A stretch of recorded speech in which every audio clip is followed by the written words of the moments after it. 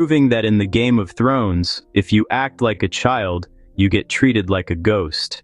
But if you think a doll-obsessed czar is the peak of royal madness, we're just getting started. Because across the Mediterranean, in the sun-drenched palaces of Egypt, lived a king who didn't just play with toys. He stole them. Next, meet King Farouk, the kleptomaniac monarch who stole a watch from Winston Churchill's pocket and owned enough red cars to stain the desert blood red. He was the king of Egypt, the ruler of 20 million souls, and one of the wealthiest men on the planet. He lived in palaces of gold and drove a fleet of blood-red Ferraris. But King Farouk had a secret. He didn't just want to own the world. He wanted to steal it, one pocket at a time. Farouk was a kleptomaniac, but he wasn't just any thief. He was a trained one. He reportedly took lessons from a professional pickpocket to master the hand of the thief.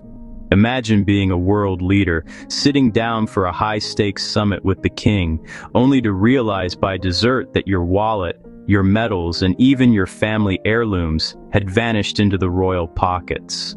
He even did it to Winston Churchill, snatching a prized pocket watch right off the legendary prime minister. When you're the king, who's going to ask you to turn out your pockets? But Farouk's manias didn't stop at petty theft.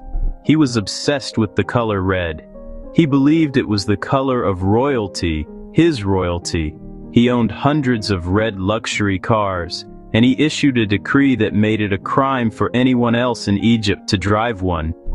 If a red car dared to cross his path, Farouk's guards would shoot out the tires or impound the vehicle on the spot.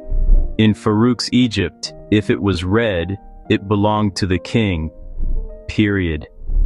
As his kingdom struggled with poverty, Farouk gorged himself into a state of grotesque excess. He would order entire restaurant menus just to sample a single bite of everything. He collected thousands of silk suits, rare jewels, and, most infamously, the largest collection of pornography the world had ever seen, which he ironically claimed was for educational purposes. He was a man who had everything yet was satisfied by nothing. But while Farouk was busy perfecting his sleight of hand, the people of Egypt were tightening their grip. In 1952, the party finally ended. A military coup led by Gamal Abdel Nasser sent the thief king packing. He fled to Italy with his treasures, but the crown was gone forever. He died in exile, collapsing over a massive dinner in Rome, a